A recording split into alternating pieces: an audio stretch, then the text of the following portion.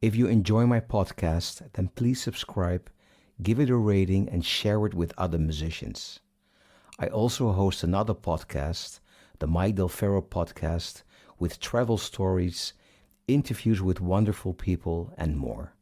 You will find it on Spotify and all other podcast platforms or via my website, mikedelferro.com.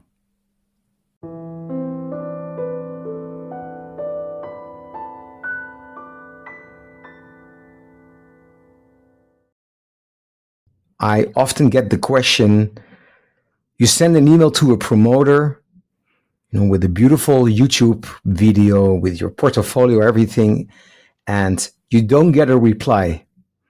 How do you deal with this? Well, how do you deal with this? I usually wait like at least 10 days to 2 weeks, and then I'll send a gentle reminder. Mm-hmm. And then if I still don't get a reply and I'm really eager to perform there, I might pick up the phone and call them, but I try to stay away from the phone as much as I can. Yeah, I understand. But this is their job. They are promoters, bookers. They're getting paid to do this. So I think it's different when people start calling you for something that's, you're not a promoter or a booker of a venue. Yeah. In a way, it's a perfectly legitimate question, right? You are a booker of a venue. I'm a musician. I want to play there. Maybe you get 200 emails a day and it's just difficult. And if I can get you on the phone, I agree with what you're saying. I understand because calling can be a bit intrusive, right? Yeah. But don't forget that this is their job. I think it's a big difference. You're a piano teacher or a performer, and then people can come to your concert. But it would be different if people call you and they start asking you questions about, Mike, how should I voice this chord? And you don't know these people. You can be like, well, I'm a piano teacher, but you need to take a lesson with me and then you pay me and then we have an exchange. But these bookers, if you call them during office hours, but bookers can also be a little specific kind of people that, they can be irritated or they're always overworked. They complain a lot. Yeah. So yeah. I guess it's okay sometimes, sometimes if you call someone and they get angry with you, that's the risk you got to take. So how often do you call people? Well, if I send out an email and I don't hear anything back, that's the question, right? I send an email, I don't hear anything back. I think with any email that you send, there are 4 options. The first one would be, I don't hear anything back. The second one would be, we don't like your music, you don't fit at this venue, or something like that, right? It's like, not even availability. We don't think it's a good fit. Okay, clear. Then at least you have an answer. Then you have an answer. And then the other 2 options are usually like, or let's say, one of the options is like, we love the music, when can you come and play and how much do you cost? And then the 4th option, which is usually the thing is like, we're full for the season, we're already booked, email us back in half a year, because then we'll look at it.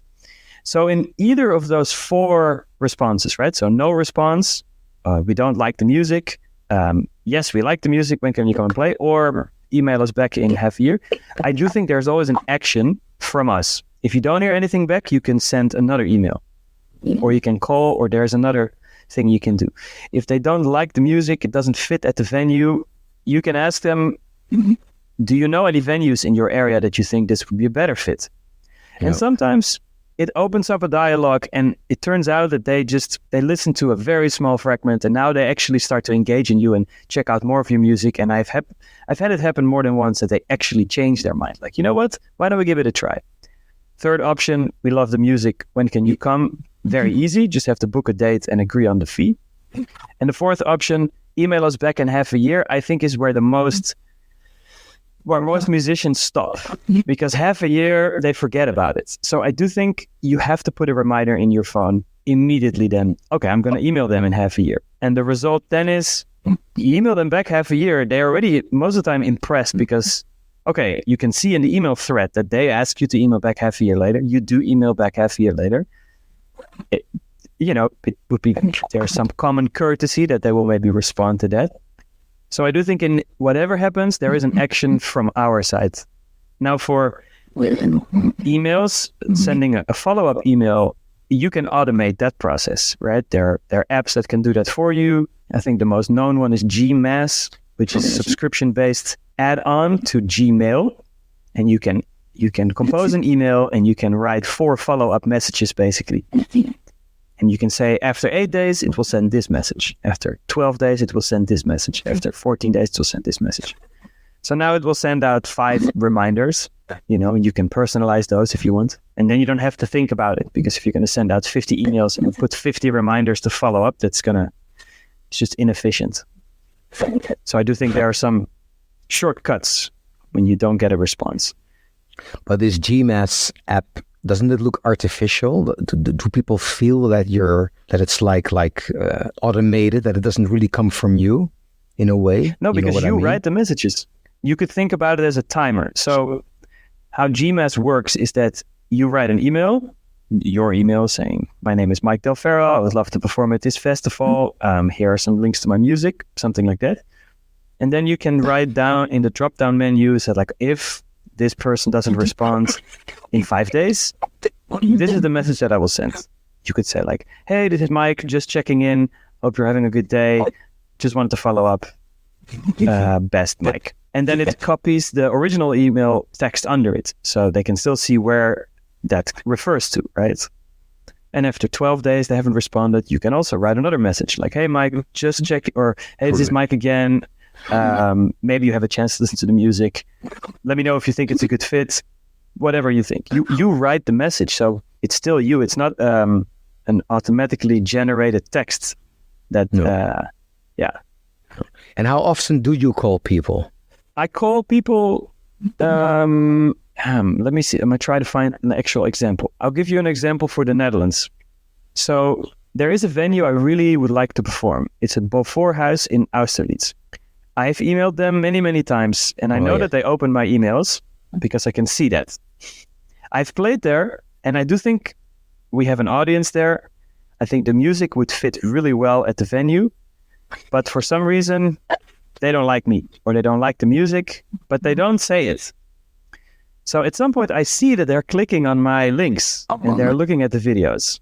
And then I also want to know, like, what's the problem? Like, I'm not trying to scam you into anything. I think I have a good band. You have a good venue.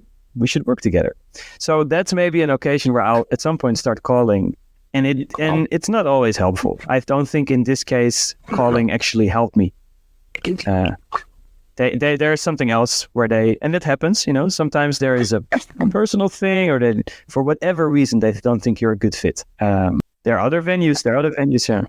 And how can you actually see that someone opens the email? You have a special there are different ways. Like, I think Gmass, for instance. I mean, if you use that, there is a way that they can track what people are clicking on in the email. So you can see when they opened it and where they clicked on, and I think you can have an idea if people are interested, and you can see, this venue actually went back 2 days later and checked the video again, and a week later they checked the video again. So there's something that they like. Ah, okay. By tracking. Okay, I'll look into this Gmass application. Yeah. It's new to me. There are many different forms of that. But sending follow-up emails, you can automate that.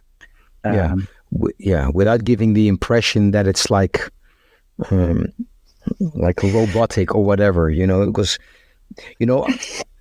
in my experience, if you send out emails to people, and as soon as they feel it's either like a bulk message, like spray and pray, just send an email, the same email to 1,000 people and see what happens.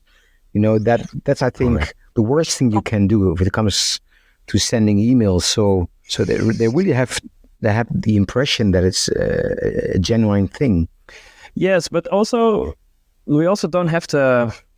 I don't think it's such a bad thing. I mean, and with that I mean, if you write the emails by hand, you are going to copy paste somehow part of that email, because it's impossible time-wise to write an email that is personalized to every venue, that you write little anecdotes about the last time I played here, I remember this thing. It's just, I do think that these emails are, you have to be to the point, concise, and you're proposing a business relationship, right?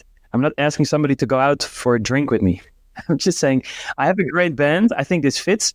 And yeah, you don't want to be cold in it. But I do think if you write the email by hand and you say, my name is Philippe, I have this trio, we've played at these venues, I think we would be a great fit at your venue. We're going to be in the area. Please listen to the music and let me know what you think. Now, if I'm going to write another venue, I probably will copy paste that message and change the name of the booker or the name of the venue, the name of the city. Either way, there's no way I'm gonna, because it's the same pitch. I'm not going to change the wording if I found the right way to say it.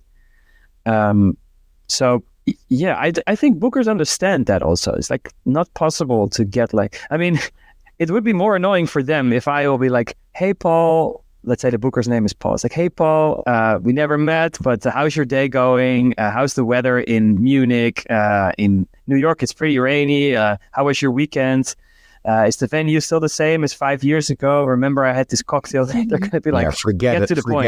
Yeah. This is text. Forget it. You want to play here? Like, I think they just want to see if you are reliable, if the music is good, if you will be in their area, if you're not too expensive. Like, they also want to just check things off a list. They know why you email them, because you want a gig. Yeah. So you don't have to ask them, hey, how's your mother doing? You can go Exactly. come straight to the point and take it from there.